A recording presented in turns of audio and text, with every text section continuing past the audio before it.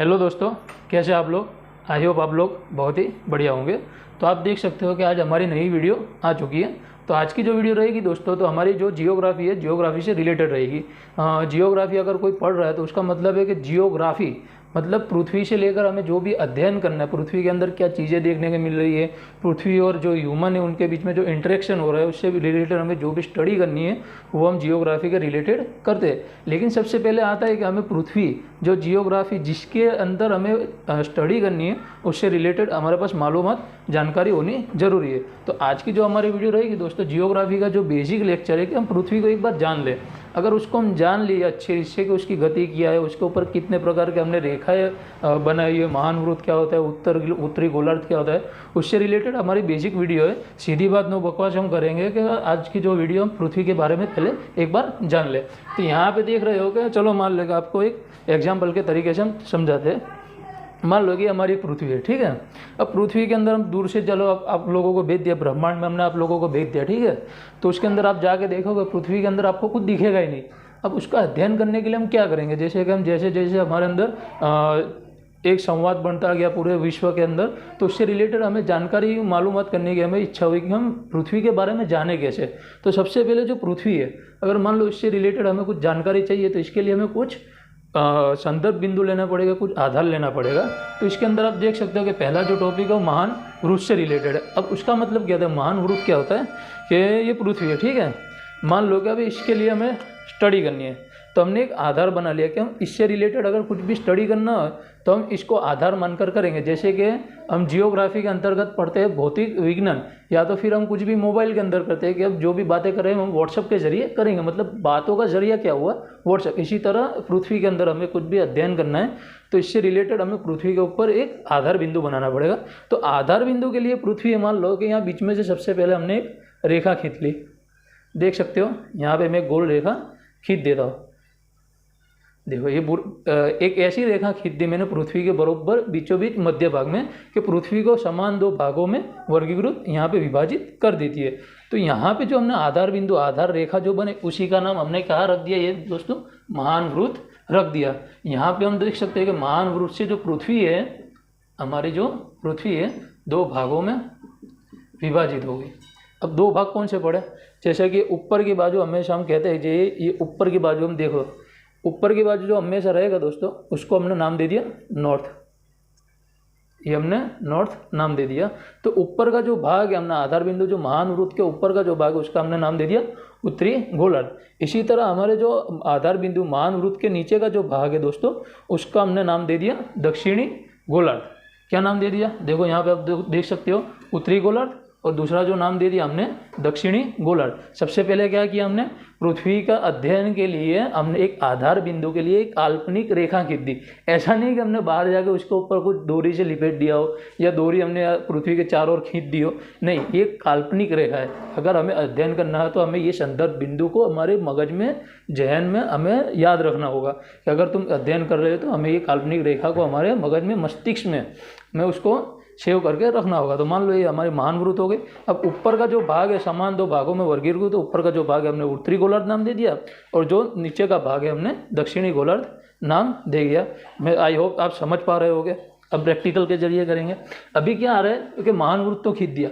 अब हमने बार बार सुना होगा अक्षांश और रेखांश, लॉन्गिट्यूड लेटीट्यूड। तो यहाँ पे हमारा जो अक्षांश है लेटीट्यूड, तो उसका मतलब क्या था कि अगर तुम लेटीट्यूड हो, अगर मान लो कि चलो हमने ये खींच ली, ठीक है। अब यहाँ से हमें ऊपर की बाजू कौन सा, अगर मान लो कि कोई व्यक्ति है, ठीक है, मान लो कि कोई यहाँ पर खड़ा है।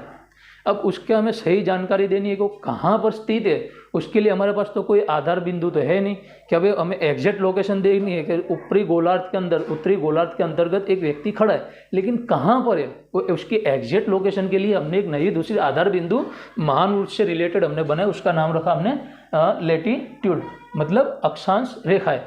अब उसको हमने खींची किस तरह, मान लो कि पृथ्वी को मैं खींच लेता हूँ, ये जो हमारी पृथ्वी है इसको पृथ्वी मानकर खींचो। अभी यहाँ क्या करना है कि जो हमारी पृथ्वी उसको खोल लेंगे हम, तो इसके बीच का जो मध्य भाग होगा, मान लो कि ये हमारी पृथ्वी है, ठीक है, ये हमारी पृथ्वी है। तो इसका आधा भाग मैंने यहाँ से इसको कट कर दिया बीच में से, और इसका जो आधा भाग था मैंने बाहर निकाल लिया। तो ये बीच का जो बिंदु है ना, ये महान वृत्त, ये देख लो, ये इसका हमने 4 भाग कर दिया।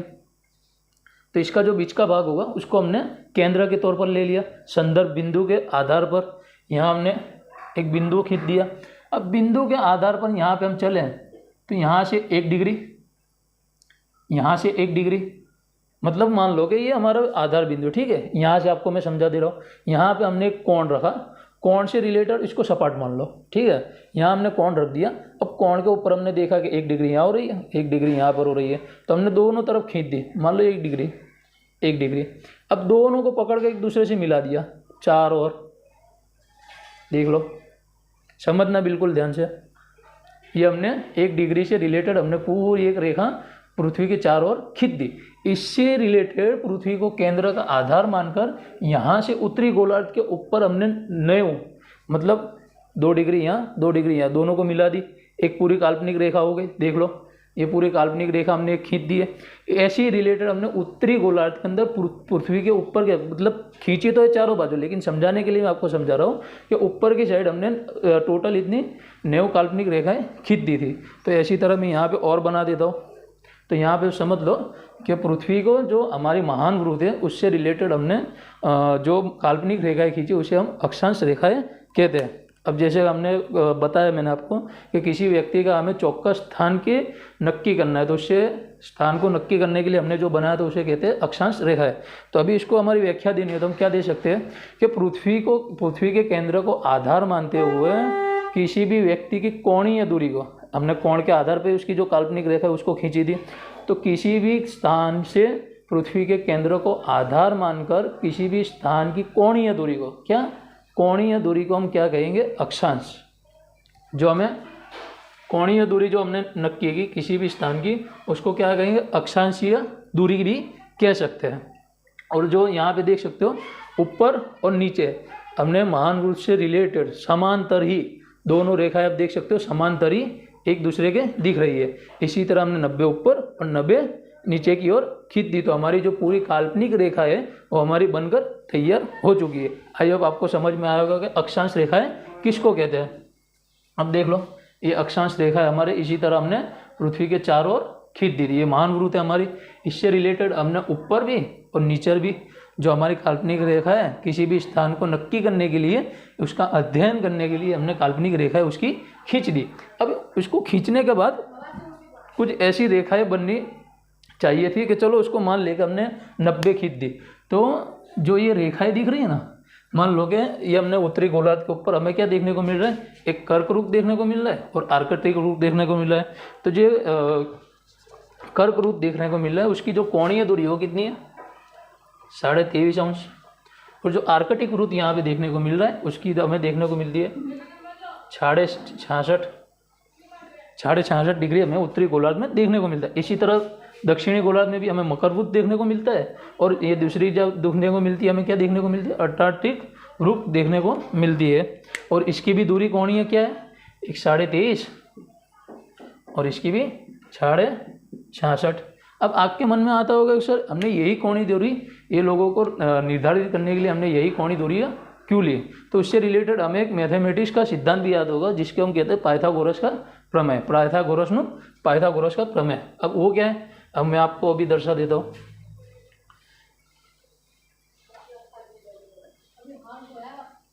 मान लीजिए हमारी पृथ्वी है, ठीक है। अब पृथ्वी हम सीधी है, ठीक है, ये पृथ्वी का हमने चारों ओर उसके डिग्री भी दौड़ दी।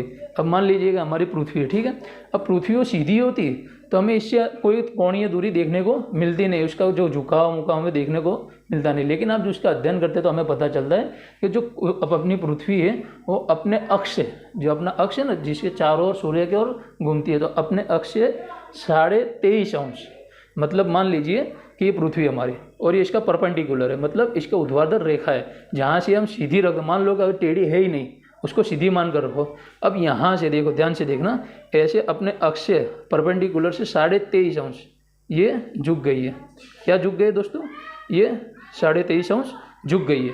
क्या है, देखो ये हमारी पृथ्वी है, ये हमारा परपेंडिकुलर है, ऊर्ध्वाधर रेखा है। आप देख रहे होगे ऊर्ध्वाधर रेखा है। ऊर्ध्वाधर रेखा से हमारी जो पृथ्वी है अक्ष के भाग से ये 23.5 अंश, कितने 23.5 अंश झुक चुकी है।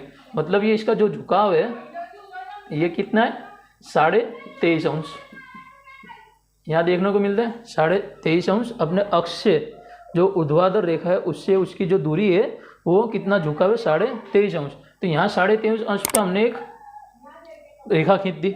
जो रेखा जितनी 23.5 पे झुकी हुई थी उसका नाम दे दिया 66.5 और यहाँ से मान लो ये 23.5, ठीक है।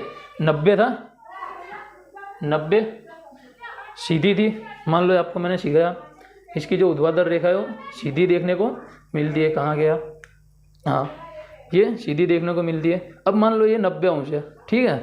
यहाँ से आप देखो 90, अब यहीं से ये 23.5, ठीक है। 90 माइनस 23 तो बचा कितना 66.5, 66.5। तो देख लो 90